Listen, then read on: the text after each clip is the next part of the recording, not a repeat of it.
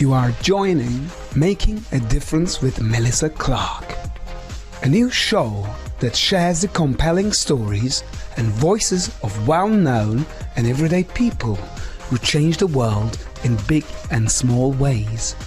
Enjoy our guests, call in, or just listen to be inspired.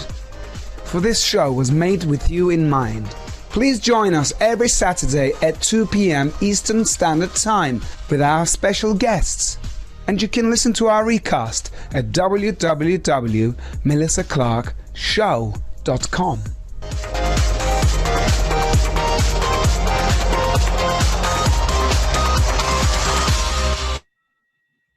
Hey guys, thanks so much for joining us here on a Saturday on Making a Difference. I'm Melissa Clark. We have such an amazing show today. It's a beautiful day in New York City. Let's hope and pray that it stays that way for everybody. But I'm so excited for my guests today, and we're going to get to them in just 1 second. But I do have Monsignor John on from St. Jude Church, my church. Hi, Monsignor. How are you?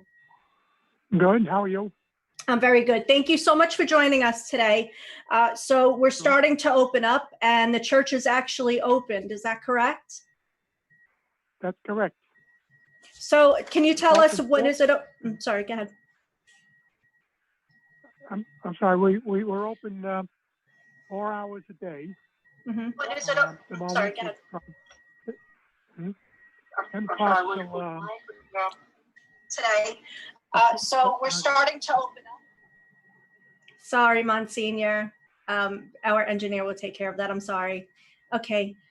You're open all day. No, we're open 4 hours a day. 4 hours a day. Okay. Are you having any mass?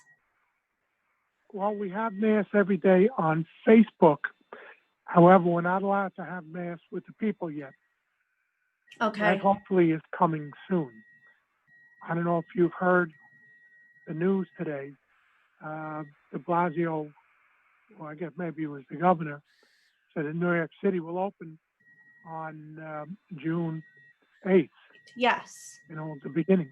And I heard also on the radio, I don't know how much that is true or what, that he's also looking at the probability that churches will be allowed to be open with more people. Right now we're allowed 10 people. Right. With more people, and maybe be able to do some services. So hopefully we'll be opening up for mass, weekday masses at this point. But I don't know, you know, until I get something officially from the diocese, we're staying the way we are, you know. Right. So when they do mass, they're obviously going to practice social distancing. So how many people do you think are going to be allotted to the mass itself? Well, we had to figure out a while ago. They asked us to check in your church. You know, we've done this. If everyone sat 6 feet apart, yeah, you know, and how much room would you have in the church? Okay? We did do that, of course, with a pew or so between. Okay, we'll get about 55 people, which is not a lot. You know, yeah. hopefully we'll be able to do a number of masses, but that's not a lot of people. Right, considering what you're used but it's to. A start. Right, but they can still go on Canarsie, the Facebook, to participate in the prayer with you. Is that correct? Because you hold a mass. Right. The Facebook is St. Jude Canarsie, and spell out Saint. You know, and it's on Facebook. Okay, but for right now, they can go 4 hours a day. And what is the timing? Timing on Monday through Saturday, 10 o'clock till 2 o'clock. On Sundays, it's 11 o'clock to 3 o'clock. Okay, and that's at 1677 Canarsie Road. That's correct. Okay, all right. We do ask, though, when people come, they have to wear a mask, and they should sanitize their hands. We have a sanitizer on the way in. Okay. And if you don't feel well, please don't come. You know. Yes. Or if you have a fever, don't come. Right. I think just common sense stuff. Yeah. So thank you so much for that. And I look forward to coming and seeing you guys over there. I always love seeing you.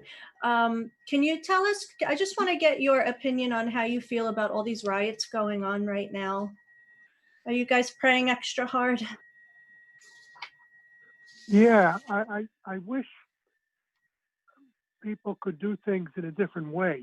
You know, people can protest without rioting. I can think of people coming together having candlelight services or candlelight, vigils. I can think of times, where people come together and just to pray for what's happening, and more importantly, people to stop and listen and see what's happening. Yeah. Make sure we're not just rioting, we're not jumping the gun too soon here, Yeah.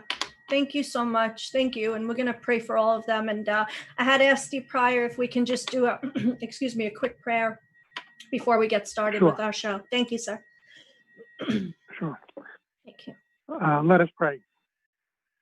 Heavenly Father, as we come together today and we listening on ways to change the world, one thing that must be changed now, Lord, is we have to really learn to live through this pandemic crisis. We ask you, Lord, though, in your goodness, please remove this pandemic from us.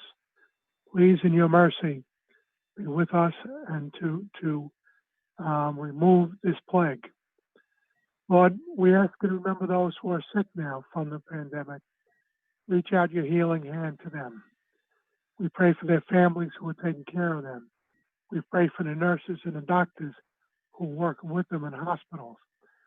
We pray for all those in front lines, especially the firefighters, the EMS, the EMTs, the paramedics, and the police officers who are out there. Keep them safe and lead them to their families. We also ask you today, Lord, that people remain calm and that people pray to you and look for answers from you. As always, we ask this as your loving children. Amen. Amen. Thank you so much, Father. Thank you so much. And we'll talk soon. Okay. And you're always looking for donations. So please, if anybody can donate over to Canarsie, I'll put it on my website. Right. Yeah. Okay. Thank you, very sir. much. Okay, thanks. Right. Bye. That he's so wonderful. So I don't know, people who know me, although I haven't practiced, I'm actually a Eucharist minister at his church, St. Jude, and I just love the community. Like everybody's there praying. And also I would like to just say really quick, Madison Giazzetto, she put a very, on her Instagram, if you go on her Instagram, she put a wonderful man singing, I think it was Lean On Me. I love that so much. Everybody was singing together and everybody got together. They had their signs talking about George Floyd. So please go on her Instagram and check it out. It's such a beautiful song, just a beautiful moment between people just singing together. So without further ado, Chef Jonathan Scinto, hello. How you doing? How How's are you? everything? Very good. I want to do a split screen. There you are. I'm doing good. It's so hoping, nice to... Hoping everything changes really soon for a lot of people. This is a crazy time we're going through in this world. I know, and you're making such a difference in people's worlds. We're going to get to everything that you do in your beautiful life with your family. Jonathan Scinto was on the cover of Our Preferred Health magazine, and we were thrilled to have him. We're going to talk to him about why he was on this cover in a little bit, but he was on MasterChef. He was one of the contestants on MasterChef.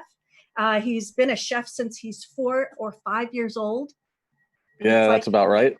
God bless you. And he's been all over. You could see him on shows. Tell us all the shows that you've been on, Jonathan, Chef Jonathan. I was on MasterChef season 6. Did some stuff for the Travel Channel. Then I went on the Food Network, did Chopped. Then I have my own show called Family Kitchen Revival, which was on Amazon Prime and Roku. Right now, currently, we're strictly on Roku, which some good things are happening with that. I'll fill you in guys a little bit. And I've dabbled in a little bit of acting. Been on Quantico. I was on The Marvelous Miss Maisel. I was on 2 episodes of that. So I like to be in front of the camera. It's something that's always been a creative juices get flowing when I'm in front of the camera. So I've been very blessed. I can't say I haven't. We like to see you on camera. I really love the Kitchen Revival. I watched 2 episodes, and I apologize that I didn't watch the whole season, but I plan That's on okay. doing that. Yeah, but I want to talk about that in a little bit. So I want to just, you're a chef. You're an amazing chef. And tell us, what is it called? How do you say it? Italian with the Japanese? Itasian. Yeah, it's Itasian. Itasian, right. And that's So your specialty. that's a specialty that I've been doing for quite some time. Yeah. So it's a combination of Italian influences and Asian influences. It's not necessarily just cooking Italian and Asian dishes, Mhm. but it's the essence, the flavorings of the Italian, the rustic, and with the Asian influences, those amazing spices that you can have. So I put that together. It's really a great fusion, a great marriage, and I've been enjoying it ever since, and people love it. So I can't stop. Sounds wonderful. The combo of both of them. Yeah. Yeah, exactly. I mean, look, you take a classic meatball and we can put some Asian spins to it, right? A little ginger, fresh garlic, throw some really good soy sauces in there, a little bit of green onion. So it doesn't have that classic Italian flavor, even though it's there. I'll throw in some hoisin sauce to make a marinara, which gives it like that really smoky, sweet, a little bit of spice to it. And then I'll add some red pepper in there as well. So again, it's a lot of the same flavors that you might be used to, and then we're just introducing fresher flavors, more herbs to that. Great combination with the basil and the ginger. They just melt together. It's just amazing. That sounds so good. Oh my God, you got me hungry now. So you That's what we started. try to do. Yeah, I know. So you started cooking at the age of 4 or 5.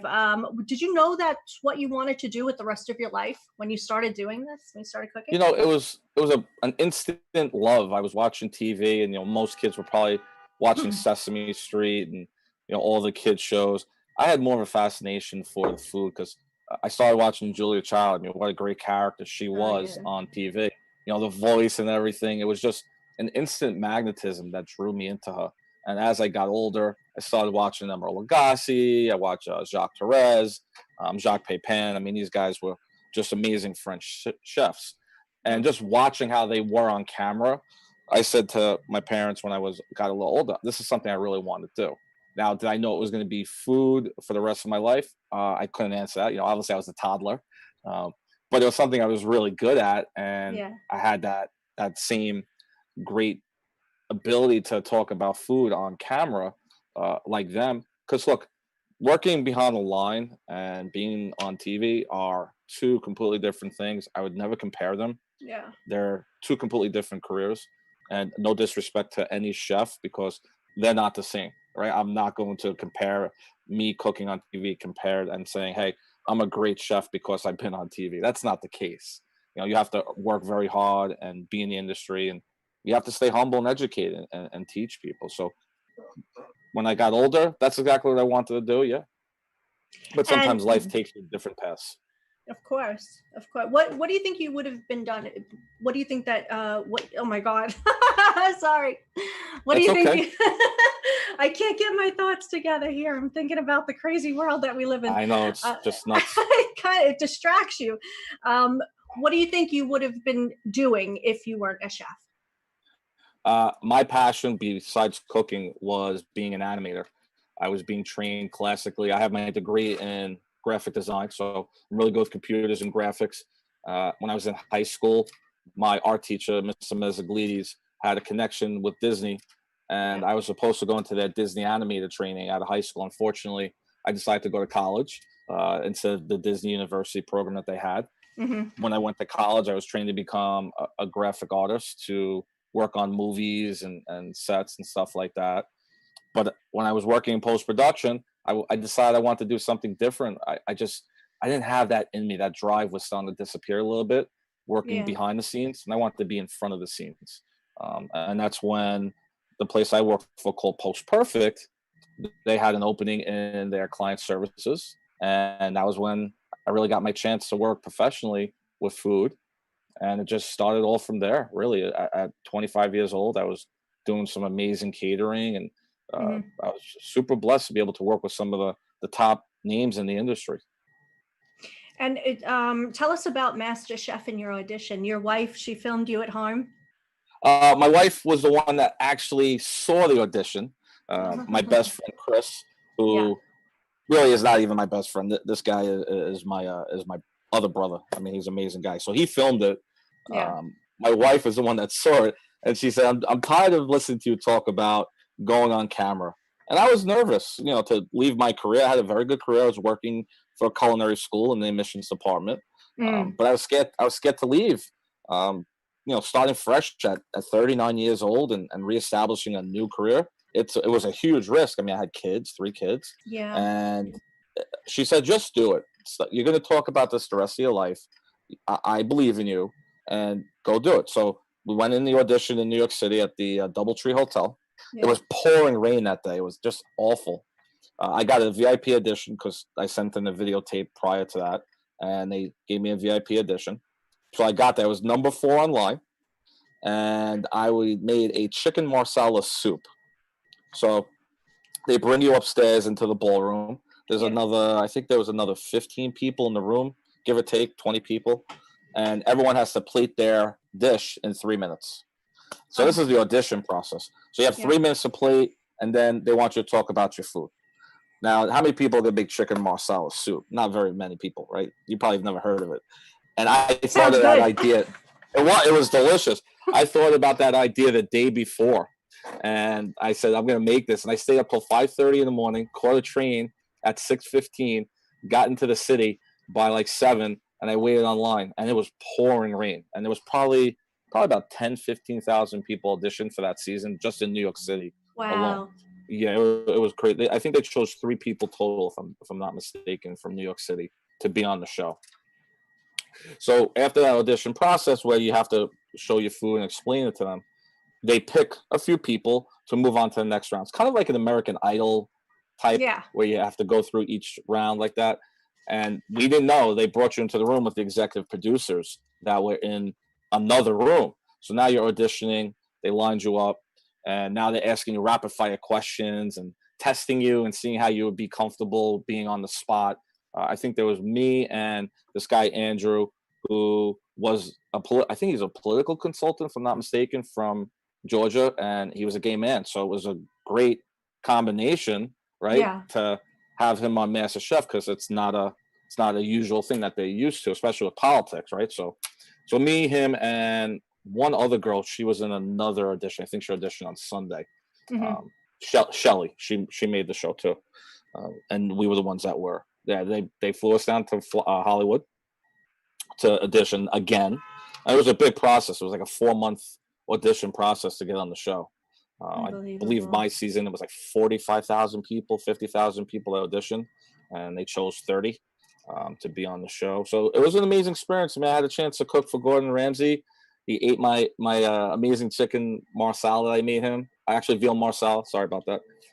It was a veal battle. Me and another guy from Chicago, Dan.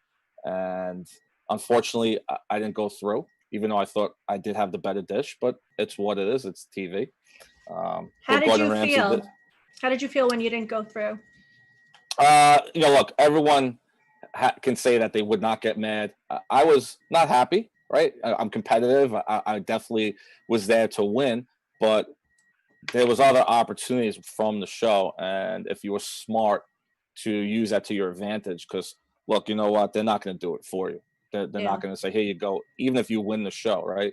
It's just a one-time paycheck, which I wasn't looking for. I didn't want just 15 minutes. I wasn't looking to become famous. I said to my wife, I want to turn this into a business for us. I think we can do this. And if I market it correctly, we have a chance to really do some great things. Yeah. And she was behind me the whole way. I mean, it was scary, starting a brand new business with kids. You just don't know where money is going to come from. It was definitely a roll of the dice. There's no question about that. But I use those experiences and my background to really network and get out there. And, it's not luck, it's hard work.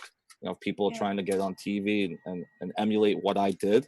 You can't. Everybody's different. You have to be you. You can't be me or anyone else. And I said, I don't want to be Gordon Ramsay. I don't want to be Emeril Lagasse. I look up to these people, but I'm never going to be able to be them. I have to be Jonathan Scinto and just do the best I can. And that's exactly what my wife agreed with me. And, you know, she's not a person that likes to be in front of the camera. She does a lot of behind the scenes stuff with me and scheduling and planning.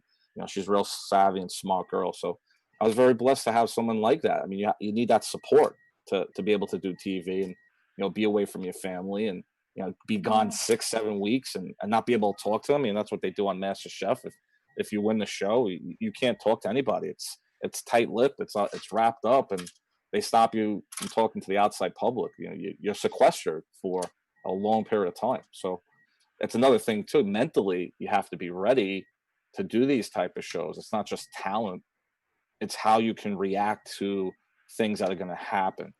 And it's not going to always go in your way. So how do you adapt to that? You know, like on Chop, for instance, how do you adapt to maybe the light on the stove going out, or the burner's not working, right? Or the deep fryer, it's not working. The ice cream machine is not working. You have to be able to adapt to that stuff. So one thing that was always in my advantage was I was always a quick thinker. I think, you know, growing up in Queens gave me that quick thinking ability and quick on my toes, you know, kind of a little tough, rough kid I was. So I guess that was to my advantage a little bit. You have to be that way on these shows. You have to really think quick and you have to be on your toes. These shows are absolutely stressful. I'm sitting there biting my nails. I'm like, oh my God, I would like panic. But they're definitely stressful on the other side. That's what they want you to witness. They want you to feel like, oh my God, it's he's gonna cut his finger off. You know, that's exactly what the shows want, because that's why you're watching it. Is the drama. Entertainment. I know it's entertainment. Now you've cooked for people such as Mariah Carey, Alicia Keys, NSYNC, the cast of Sex and the City, The Sopranos. Yes. Do you get nervous when you prepare a meal for them? I haven't done it in a long time. When I was working at Post Perfect, that was where I had that opportunity to do that, and I wasn't nervous, because I went in there to myself saying they are just like myself, right? They want to be treated with respect. They don't want you to be like Google eyeing them and saying, "Oh my God, it's James Gandolfini." You know, he by the way, one of the nicest people I have ever met, hands down. You wouldn't even know he was one of these big stars, right? And that's how they like it. They want you to come in there and respect them, just like you want the respect back. So I didn't go in there nervous, but I went in there knowing that I have to give them more than just 100%. I have to give them my best ability that I can, times 2. I have to bring it to another level. I had to take it up a notch. You know, to take that from Emeril Lagasse. I had to kick it up a notch. I mean, these people want the best. I mean, they have the money, that they're going to doing great things and going to great restaurants. You know, you have to be able to bring them that experience. So if you're there privately doing this for them, you have to give them that experience that they can be like, wow, this is amazing. You know, you had to be there to wow them. So I wasn't nervous being around them, but I was definitely nervous making sure that I gave them the best food possible. So it was a tense situation at times in my own mind, not them feeling it, because I'm a perfectionist. Like, I want to make sure that they were getting the perfect meal, and that's what I usually strive for. Yeah, I love it. Thank you so much. Yeah, we're so happy that you were able to do that for them, and you know, that must have been so amazing to cook for somebody like that. Were you able to see them eat it? Yeah, they had a room that was in Post Perfect that they would eat in the actual control rooms. They had a separate area that they would sit down with their people or their managers or PR people, and we would bring them the food, and they would sit down and eat it. And just watching their reactions, you know, the best reaction is when no one's talking and they're eating. You know that something magical has happened. So that's what I always look for. I didn't look for someone to say, "Oh my God, this is the best food I ever had." Very rare does anyone ever do that. You'll know when someone doesn't like it because they'll put their fork down and they won't touch the plate. Yeah. So when the plate's empty, you know you did something right. Let's talk about Preferred Health Magazine and why we had you on the cover. So sure.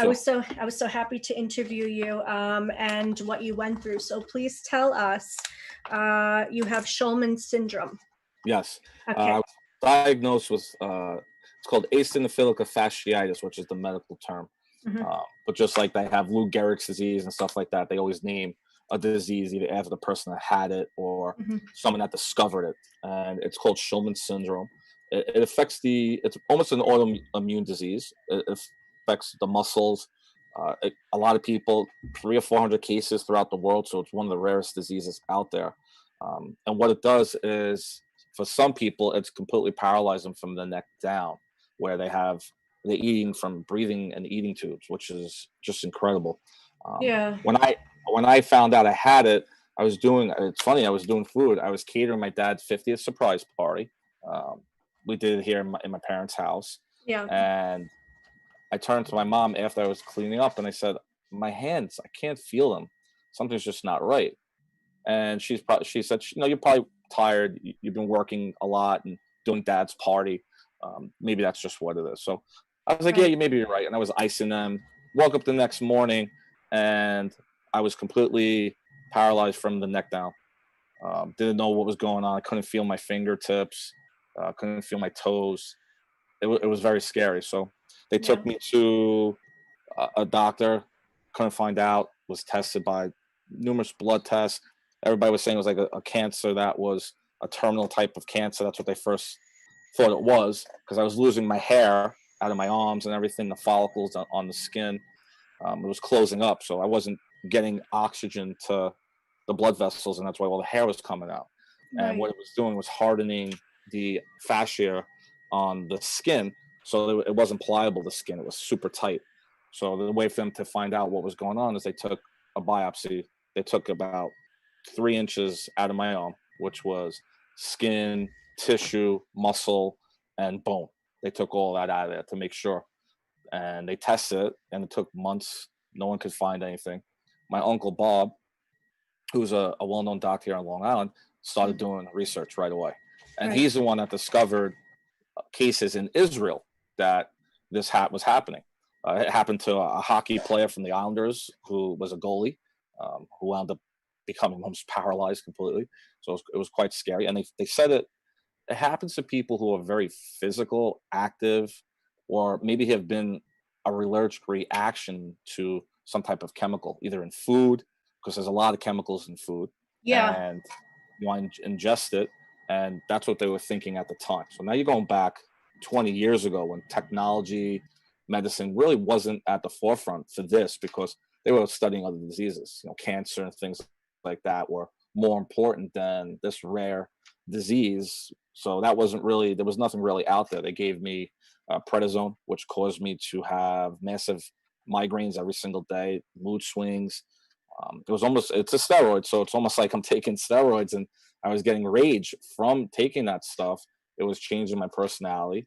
I lost weight. It did the reverse. People will gain weight sometimes on prednisone. I lost weight. I went down to almost 140 pounds at 25 years old. It was pretty scary. How did it affect your relationships with your family? Or my mom was the one that was involved with it a lot. She's the one that took me to all the doctors. I must have had about 200 blood tests in that period of time, because they constantly were testing the blood to see what was happening, figuring out. I kind of became like a guinea pig time, because it was so rare. They didn't know what it was, and to a doctor, it's fascinating. They want to study and research it. I got tired of it. I mean, I went for physical therapy. I was doing that 5 times a week, occupational therapy, because I couldn't pick up change or tie my shoes. I had to learn to do that all over again, because it hardened my muscles, and the skin locked up practically. So I was like a rubber band. So if I turn the wrong way, my muscles can snap. My ankles became very weak. I had problems with my wrists. So they kind of thought maybe it was linked to MS or in the arthritis family. So I went to a specialist, a rheumatoid specialist, who worked with my uncle Bob, and that's when they put me on the prednisone. But I stopped taking it after 25. I said, look, I got to do something more holistical to it, different approach, because also prednisone, it affects a lot of your internal organs. It's really bad for you. It causes a lot of problems. It causes people to have heart attacks and stuff like that. So I said, I have to get off of this stuff, right? And I went 20 years without taking it. It was a challenge. You had to hide things from people. My hands would if you can see here, my hands don't lay flat. Like this just happened about a year ago, Aw. in January. So it's the muscles here are starting to harden up again up here. You see, so I can't really close the fist the right way. So if you look at the difference, that's more of a flatter hand, but this is more of a like a claw. You see that? Yeah. So It's that's so. Mm, I went to another doctor recently, and they don't know what it is. They're baffled by it. They wanted me to come in to do their rounds with 25 doctors were going to look at me, and I told my wife, I'm not going through that again. It was bringing back bad memories. I want to move forward, and it's what it is. It's something that I have to live with every single day. I have muscle cramps. I sweat profusely sometimes at night. I was recently. I had some issues with when I went out to lunch with my wife. I haven't told anybody this really, but I'll bring it up. We were out to lunch and we thought something was wrong. I looked at my wife with a blank stare, and I said, "Ann, something's not right." I got to the hospital, and they thought I had a stroke. Oh my God. So it was kind of scary. They called code gray. It was overwhelming. All these people around you. Scary, yeah. But they said it was what's called neuropathy. So a lot of my Yes. nerves. So a lot of it's linked together. So sometimes I'll have issues walking, and that's why I haven't been really cooking as much for like the last 6 months. Is I had to take a rest my body. I had to heal myself. So I haven't been doing the cooking that I love, and it's what it is. As you get older, you have to take a step back on certain things. Food is always going to be a passion of mine, but there's other things that I enjoy doing, and Correct. I don't have a problem saying, look, you know what, maybe cooking one day might not be a reality anymore. I have to step away from it because of the physicality Of that course. is involved. We have a lot of really great information on your story here in Preferred Health, and I'd love to go through all of it, but I really want to discuss the Family Kitchen Revival. Sure. I have somebody coming on at 2:40, and you're actually going to stay with us. But please head over to Preferred Health Magazine and subscribe to learn about Chef Jonathan's struggles and stories, what he went through on these shows. He didn't want to get disqualified, so he just toughed through it. And it was just really, when I was interviewing him, I think I had tears in my eyes, and you were telling me of what you were going through, and you didn't want to get disqualified, but you were in so much pain. So you did what you had to do. I took some painkillers. Look, you have to be careful with that because you can become addicted to it. Yeah. But it was something that did help. I'm not going to say that I stopped taking it. I take it now. I don't know what I would be without it. I've tried every option out there, and it's something that's just become a necessity. And they have me on some really great medication now, and that's for the neuropathy. Look, you never give up. Yeah. No matter what. Anyone that's out there, any obstacle you have, and everybody has a different obstacle in their life, never let that affect you to what you want to do or what you want to achieve, because you can overcome it. You just have to put your mind to it and put yourself around a great support system.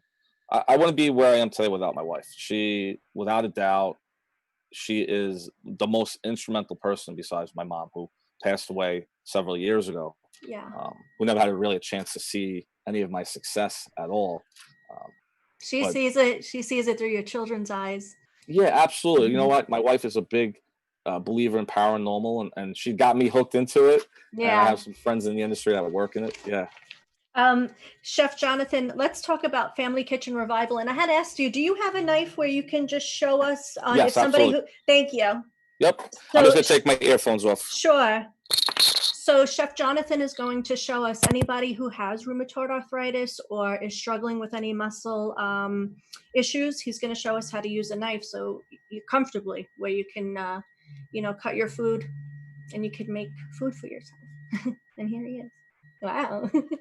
I wanted to do it this way. Yeah, go ahead. Did you see that better? Is that something? Yes, it's perfect. Okay, so typically the way I've been holding my knife, because I can't really put too much stress on my arm or any of my hands, I have to come underneath the bolster part. And yes. I use a rocking motion, which you're supposed to do, but I use a little bit of a difference. I have my hands, 3 of them under here, and then I pinch the front of the knife, and then I can get a really good smooth cut. And this is a beautiful knife too. So you see how they cut the avocado also? The knife never leaves the avocado. Oh, he cut it. So for the people on audio, because this is actually on my podcast show as well, so people who can't see this unless they go to my YouTube channel, he cut the whole thing without stopping you get avocado. the knife, tip of the knife, and you come around as a circle. So you're just turning the avocado, but the knife is never leaving it at all. And then you get that nice whack. You take that out. So you can see that, and then that's going to pop out. So basically what you're doing is you're not using too much of your wrist, and you're just making it very easy for yourself and just guiding the food along with the knife. The knife is doing all the work. I'm not doing any of the work. And Okay. What's great, I have a really great knife from forge to table, and this knife is just beautiful. It just glides through anything, meat, chicken, and it's a very versatile knife. I mean, I have the blade, beautiful handle like that. So we're just going to pop this off. Thank you so much. And then what you want to do is when you're cutting the avocado, right, you want to just give it a couple quick scores. But also, this is what my wife was doing the other day. When the avocado is ripe, you can just pop it out like that when you cut it. So you don't have to worry about anything that's going to be dangerous. So she just popped her right out. I mean, she kind of mashed it, but it was kind of cool when she mashed it. She got it all out, you see? Wow. And that was my wife that did it. And she's not, she's not a chef, but smart lady, she figured it out. So you see how easy that came out? When the avocado is ripe, that's exactly what should happen. Yeah. And you can make a really good toast for it. That's awesome. And you don't feel any discomfort in your hand, your really bad hand? No, that's my right hand too. Unfortunately, that's the hand, like you said, that's really bad. I don't feel any discomfort from doing that, no. Okay, good. Well, thank you so much. I wanted to do that when we first had you on the cover. So that never happened, but now it did. So thank you so much. Family Kitchen. We have 5 minutes and we're going to get Amanda on, and I would like for you to converse with her as well because she's a vegan. So maybe you guys can compare some foods. But Family Kitchen Revival, amazing. On Amazon Prime? Yeah, so it was on Amazon Prime. It's recently been removed because we're in the middle of doing some great things with it. But you could still see it on Roku through Glue TV app. You could download that. It's a really simple process. You go to RoTube, search Glue TV. Literally, it's a 10-second download. It's free, and you can watch all 8 episodes. But Family Kitchen Revival, when I was thinking about how can we combine food and helping people, I thought about this idea now for quite some time. My wife and me, I bounce a lot of ideas off of her, like at 3, 4 in the morning. Really woke her up. Hey, check this out. She's like, will you stop? Go back to bed. But we found we launched this in January. We started casting and looking for people here on Long Island. We casted some 8 families here, some great families, great people, great stories, and it gave them a platform to help them really heal, to get out there and to share their own stories and give people hope that. I'm sorry, I don't know what that is. It's okay. I think Alexa's listening in on here. It's okay.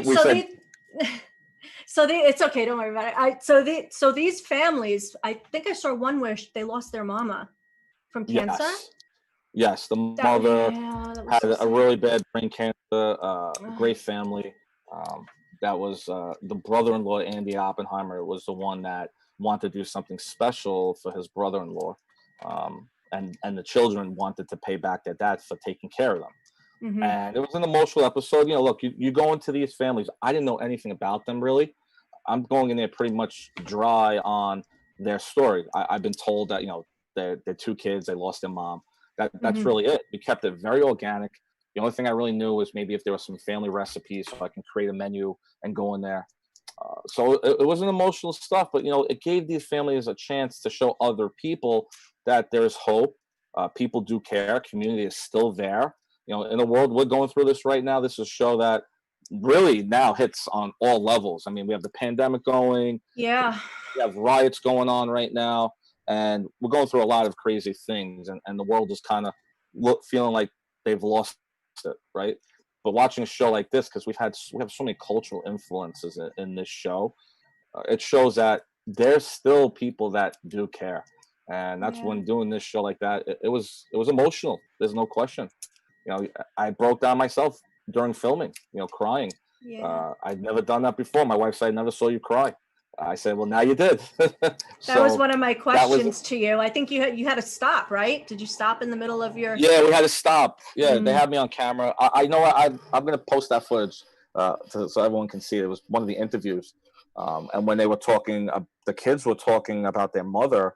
I was talking to them, and I told them that one thing you always have to remember is the good memories with your mom. And the little girl started to cry. So we had to all stop. And, you know, she's 7 years old. She never really had a chance to have an experience with her mom as an adult. It's tough, you know. And you feel their pain because you know what they went through because you lost your mom. Yeah, absolutely. You know, look, it's a different age.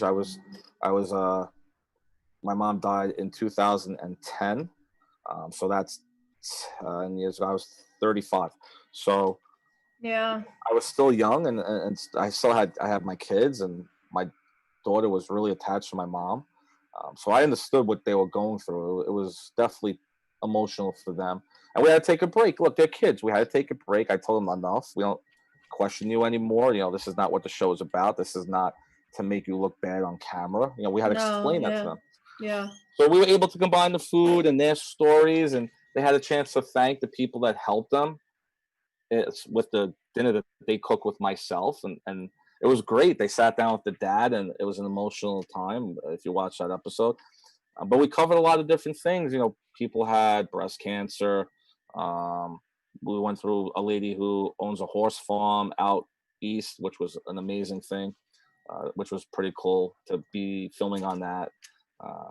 So we did some crazy things and some amazing things, and the show helped a lot of people. And I'm really excited for maybe season 2. Who knows? I hope so. You never know. There's other things that I'm working on right now. So Family Kitchen Revival is a great platform. Yeah. And, you know, there's a lot of opportunity out there if people want to get into that type of industry. There's so many streaming opportunities that you can put your content out there. So you don't have to wait for other people. And we're going to do another show that's going to be a competition show. So wait till you see what that's going to be. It's going to change the industry as far as competition. It's nothing like Chopped. It's nothing like MasterChef. Yeah. It's nothing like the cake competitions, Cupcake Wars. We're going to introduce something that's fun and challenging. And we're going to probably put it on one of the streaming platforms. And we'll wait and see what happens. We look forward to seeing it. And I'm going to introduce Amanda. How cute. And my high chicken. It did? But after you have Chef Jonathan. have to do. Yes. Can you just put it on mute for 1 second? Sure. Thanks. Thank you. Stay on though with us. Hi, Amanda. How are you? I'm good. How are you? Can you hear me okay? Yes.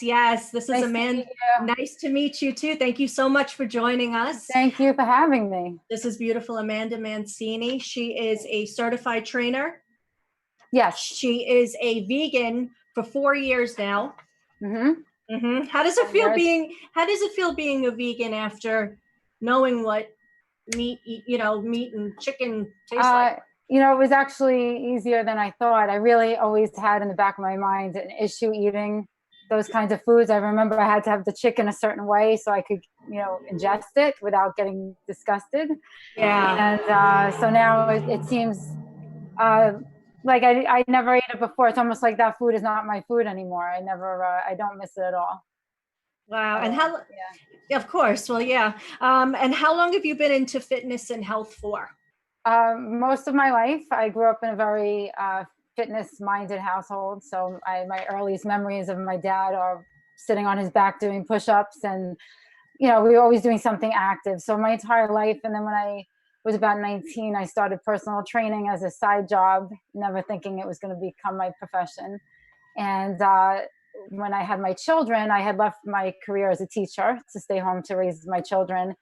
And then I wanted to make some extra money. So I continued to do the personal training, and it turned into a full-time profession for me. And I never looked back. I always loved it, and I still do today.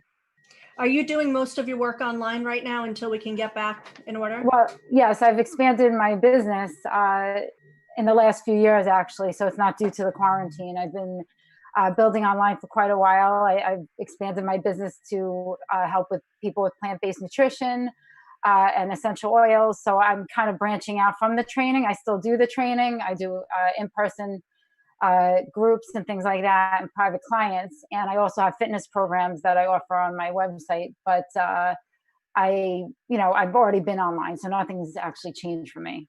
Okay. Thank God. Thank God. Yeah, right? And you're a mother of twin boys. No, actually, a boy and a girl. A boy and a girl. I'm sorry. Yeah. No, it's okay. And they're 16 now, so they're not babies. They kind of do their own thing. So I have more time than I used to. And they're good kids. They don't give me any trouble. So how are they handling this? Did they graduate from school? No, they're going into their senior year now. Senior year. Yeah, so they're home, and I have one working, and the other one is, taking up space right now. So we have to find something for him to do. But it's not easy for the kids. Right. I'm hoping that they lift this soon, so they can go back out into the world and enjoy themselves. Amanda, why is it so important for you to help women? I know you have PureFit. Yeah.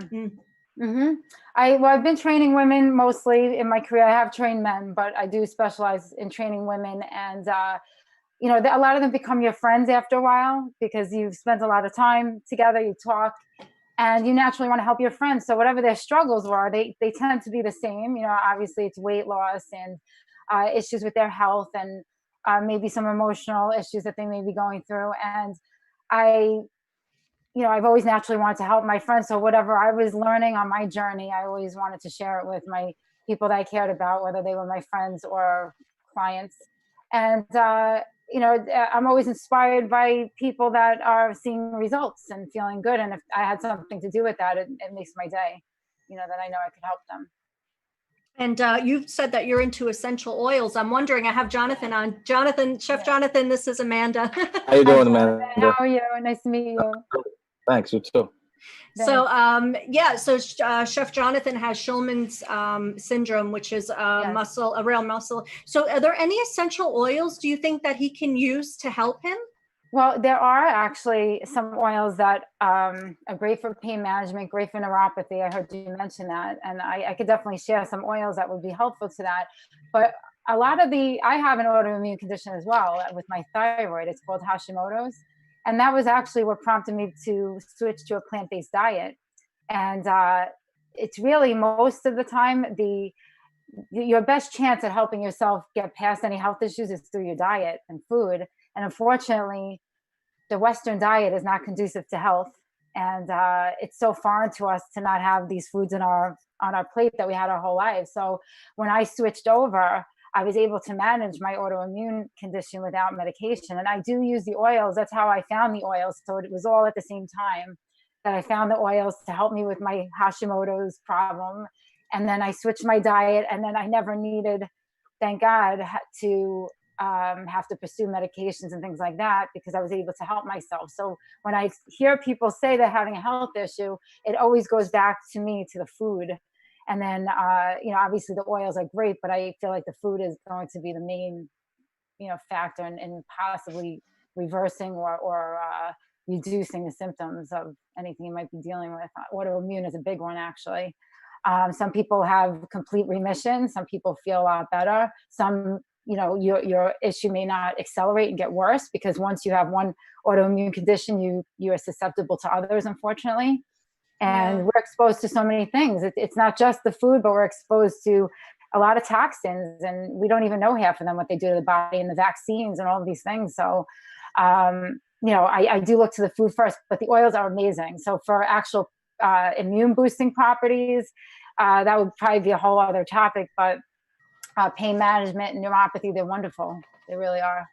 So I could give you some recommendations on that, of course. That'd be great. Yeah, definitely. I'm open to anything that will help. Yeah, good. Yeah, I didn't know about the oils at all. And then I was looking online. I didn't know what I was doing at the time. And I kind of stumbled upon all these names of things. And then I started to do my research. I said, let me give it a shot, And we did all the changes with the diet. And I started using oils. I went back to the doctor, and she said, you don't have, you have the antibodies, but they're much more reduced than they were. And you're not experiencing any of the issues. So in my opinion, you don't have an issue. So I said, wow, okay. So it's been that way ever since. So I just kept going with it. Yeah. Do you see That's a awesome. difference after you became a vegan? It's funny. I had a lot more. It was a lot easier for me to manage my weight as a personal trainer, and my entire life, actually, we always portioned our food. It was 4 ounces of a potato, 4 or 5 ounces of chicken, and your vegetable, and everything was always measured, and the macros and all that. And I was able to stop doing that because you actually learn how to eat properly. So I no longer measure my food, and we actually, all the clients I help too, I've lost weight, and so have my clients without trying to. You're no longer trying to lose weight. So that's one thing. I have great energy. I'm an avid runner. Obviously getting older, and I haven't seen any change in my body. All my pain and inflammation has gone away. This was another thing. I suffered for years with plantar fasciitis. Do you know what that is? It's you do? Okay. When the bottom of your foot, the ligaments get really tight, and you can almost not walk. You can't walk on your feet without shoes. And especially in the morning, it's extremely painful. So I actually developed a heel spur. Oh, you have it. Yeah. So you know the pain. I developed a heel spur that I wasn't able to run the way I used to. So I used to do a lot of competitive running, marathons, half marathons. I actually had to stop racing because I couldn't train at that level, but I was able to kind of trudge along and just continue to run. Well, I realized, and I think it was, again, the combination of the food and the oils, the inflammation from my body has gone completely away. I have no pain in my foot at all. And it was recommended by multiple podiatrists. I need surgery. And I say, you know what? I don't know how it happened, but I have no pain in my feet anymore at all. Ever. That's great. So, I mean, obviously it's like diet that. related. Yeah. Yep. Oh, yeah. So you know what it is. Okay. It's very painful. Yeah, I have them. I have them both feet. Yeah. Okay. So there's a lot of changes positively that way. My skin is, knock on wood, it's always clear. I never had major issues with my skin, but I've had clients that have changed their diet to plant-based, removing, dairy and oils and things like that. And their skin goes from acne, blemishes to nothing, beautiful skin. So that was a big change. And knock on wood, we don't get colds. We don't really, I got to knock on wood when I say it, but we're all, thank God, pretty healthy. So I feel very empowered by this, because a lot of people walk around sick all the time. They're getting colds. They always have something wrong with that. And I'm like, are you drinking water? I don't tell people when they ask me, but they're not doing the things. They're not doing the things that help promote their health in their body. Right. And then when you have something like this virus, a person that doesn't take care of themselves on a regular day should be worried, because their immune systems are depressed, whereas we're doing things to improve the immune system through food, through obviously sleep is super important with the autoimmune, which I didn't realize that. I kind of knew it, but I didn't realize how important sleep was to your health, which I started doing. Getting sun, exercising, all that. But the sleep was a big one, because I used to be perpetually sleep deprived, because I kept saying I had to work so hard, and I just kept pushing sleep off. I'd run on 4 and 5 hours a night. It was terrible. And I stopped doing that. And thank God the quarantine, in a sense, actually forced me to be better about sleeping. I just wake up when I'm not tired. And that's kind of a nice thing to do. But it's good for you. Chef Jonathan, were you afraid that you were going to get this virus because of what's going on with your body? Not really. I'm pretty much following all the protocols. And I think a lot of this, and I don't want to get too political because that's not my thing, but I think a lot of this has a different agenda. Please don't. It's not my thing. I don't do that. You see, I never post anything like that. I don't. Thank God you don't. That's why I follow you. Yeah, it never leads to anything good. No matter what you say, there's always going to be that one person that's going to say, "What is this guy talking about?" And they'll attack you. So I wasn't worried that I was gonna get it, because I've been following everything I'm supposed to. We eat pretty much. I cook all the food here in the house. I'm trying to stay away. We're getting deliveries for the food. I've been doing Amazon Fresh, so they've been sending stuff to the house. Oh, good. Yeah. Just staying away. I mean, I have kids. Obviously it's not hitting kids right away. I mean, there is a pocket that it's been happening to, but we've been staying pretty remote here in the house, and hopefully this changes very soon. But I don't think I'm going to get it. But I don't want to jinx myself either. You just don't. You don't even know if you do or you don't have it. That's what they're saying. So I don't know. I don't know what to believe anymore. Well, I went to go take the antibody test, and I came out negative. I could have sworn that I had it when I first started the show. When this whole thing started, I'm coughing away on the camera. Sure. They're like, "Oh my God, thank God, this isn't in Knock- person." Knock on wood. I mean, I haven't coughed or sneezed. I have bad allergies to begin with, and this was way before that. I've taken allergy medication, Flonase and stuff like that. So, but knock on wood, no. I mean, I don't have any of the symptoms, so thank God that. Yeah. I mean, there's too many people that live in my house here. We have 7 people total, so it would affect my father, who has health issues, and he has to be careful. We're wearing the masks and sanitizer. I've never gone through so much sanitizer in my entire life. I know. I should have definitely like stock or something in it. It's just amazing what people are charging. It blew my mind. I was in 7-Eleven the other day to buy the spray bottle, and they were charging like $5 for like a 0.3 ounces. I was like, this is more money than buying, saffron. It's crazy. So you guys are actually giving us some extra time. Is that okay? Can you hang out with me for another 15, 20 minutes? Sure, I'm good. Okay, good. I just wanted to compare some foods because Amanda is vegan. Chef Jonathan, do you do a lot of plant-based food? Yes and no. I'm not supposed to eat red meat, so I pretty much stay away from it. There's times I do crave it. I mean, I do like filet mignon, and I cook what clients like, so I have to taste it. I just don't cook it. I have to make sure it's what I'm feeding them is something I would eat. But typically, I don't eat hamburgers anymore.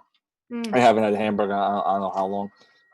Once in a while, I'll have some meatballs. It's just my Italian culture. It's very hard to get away from that.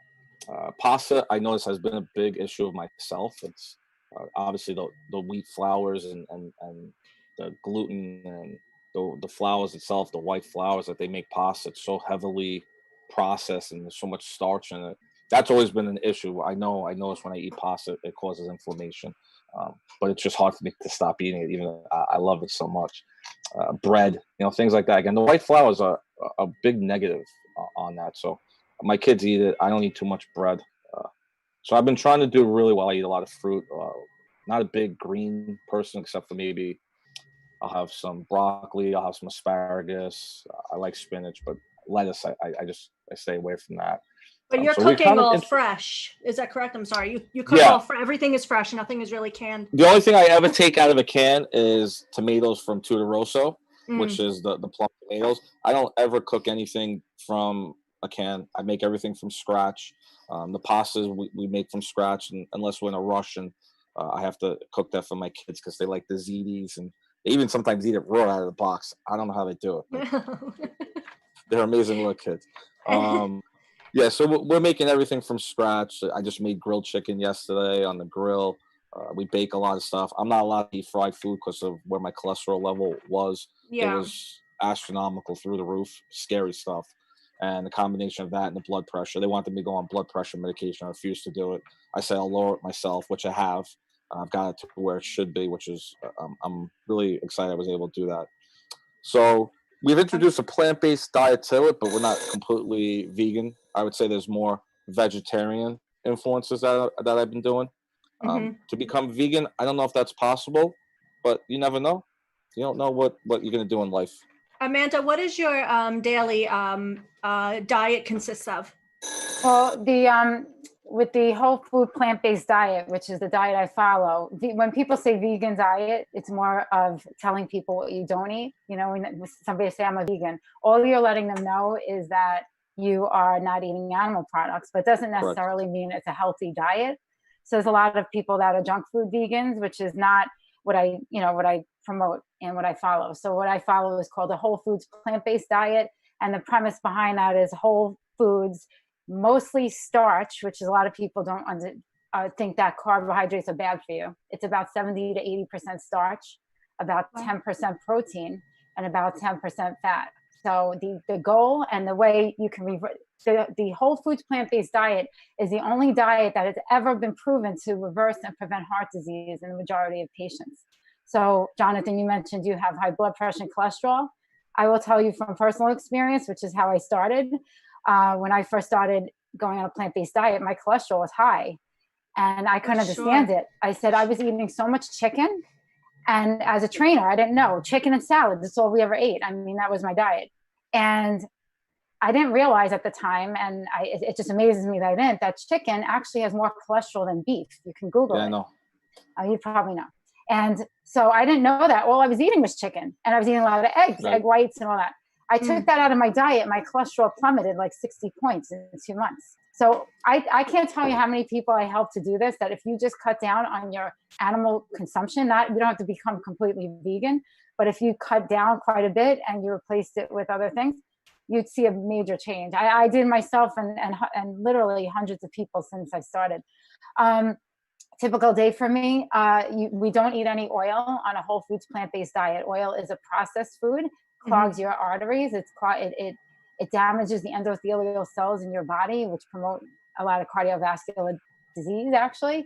So I know you're Italian, so a lot of people that are Italian cook with a lot of oil. That's just, I was raised that way, and we just. So not even olive oil. No oil, avocado oil, coconut oil. It's a processed food. It's removed from the food, and all you're left with is the most calorie dense, high fat food that does nothing for you. You get enough fat from, if you eat an avocado that already has the vitamins and nutrition and whatever you're eating in the food, it's in there, but you don't need to extract the oil from it. So I will eat an avocado or a nut or something like that, but you're not going out of your way to eat the oil from the food. It doesn't do anything for you. And there's a lot of ways to cook without that, which would probably be hard for somebody that's used to cooking that way. But what do I eat in a day? Typically, a typical day, because I do a lot of fitness and exercise, I have everything down to a science, and I'm doing it so long. My breakfast is always the same, but it's oatmeal, blueberries with flax seeds, almond milk to mix it up, and some date sugar and a banana. That's my breakfast. Lunch, I'll typically do a raw food mixed in with a big salad. I always do a big salad, raw foods, but I throw in a starch. So it's either brown rice or wild rice or quinoa or sweet potatoes. Potatoes are so good for you. I eat them all the time. So that's usually a lunch. And then mid-afternoon, if I'm hungry, we usually snack on fruit, vegetables and things like that. You can have popcorn with no butter on it, put different seasonings on if you feel like you need something a little more substantial. Dinner, I'll usually do some kind of lentil dish or bean dish.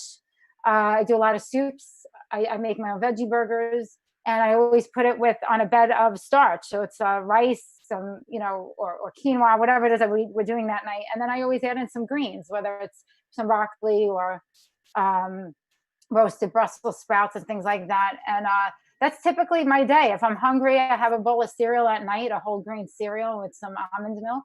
And sometimes that's 10:30 at night. I mean, people believe a lot of myths about health, and they don't eat at certain times. They do keto, they do intermittent fasting, and it's craziness. It's all fads. You gotta just eat like a normal person, and all the exhausting yo-yo dieting goes away. You don't have to think about it. So if I'm hungry, I eat. If I'm not hungry, I don't eat. If I'm thirsty, I drink water.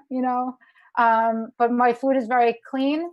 I don't eat a lot of fats. I don't eat a lot of vegan cheeses. That's another pitfall of what vegans do, or plant-based people do, is they'll eat a lot of processed we call them transitional foods. So when you're first starting, they might have these impossible burgers or Right. fake sausages, and people are like, I'm vegan now.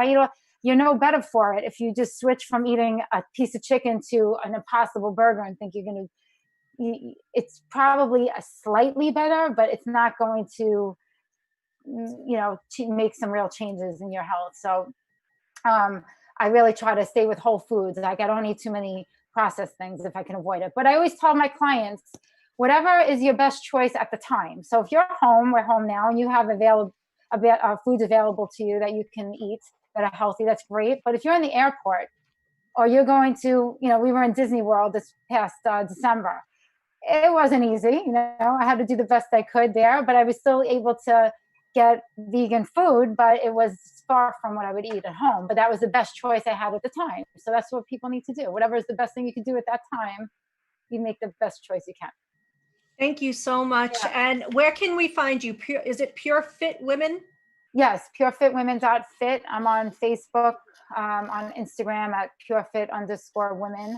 I do most of my chatting with people and connecting on Facebook. I'm most visible there, I would say. But I have my website, and of course, they can email me on my website. I have a newsletter that I send out a couple times a month if you're looking for healthy tips on nutrition. I do virtual workshops on cooking, meal planning, all these stuff that people have trouble implementing. They know the right thing to do, they just don't exactly know how to do it. So that's my specialty there. And I teach in-person workshops as well. We're in New Jersey, so I go all over doing that, teaching people about oils and plant-based nutrition. That's pretty much what I do. Thank you so much, Amanda. And You're Chef, so welcome. thank you. And Chef Jonathan, where can people find you? You can go to chefjonathans.com. You can also find me on Instagram at chefjonathans. That's pretty much where I connect with majority of my fan base or people looking to reach out to me. If you send me a direct message, I'll definitely answer it. Sometimes it gets put into like a junk folder because of Instagram does that, but I'll find it and connect with you. But you could reach me directly on my website, and there's a contact page, and you can email me directly through there as well. We look forward to seeing what you have next. And I want to thank you both so much for all your information. And please head over to Preferred Health Magazine and subscribe. We have a great issue coming out regarding the coronavirus. So check us out. And thank you guys so much. Thank you. Please be safe. And let's pray for peace. Sounds great. Thank you. It's so nice to meet you guys. Thank you, You too. Amanda. Take care. All right. Everyone be Bye-bye. safe. Thanks. Bye-bye. Thanks. Okay.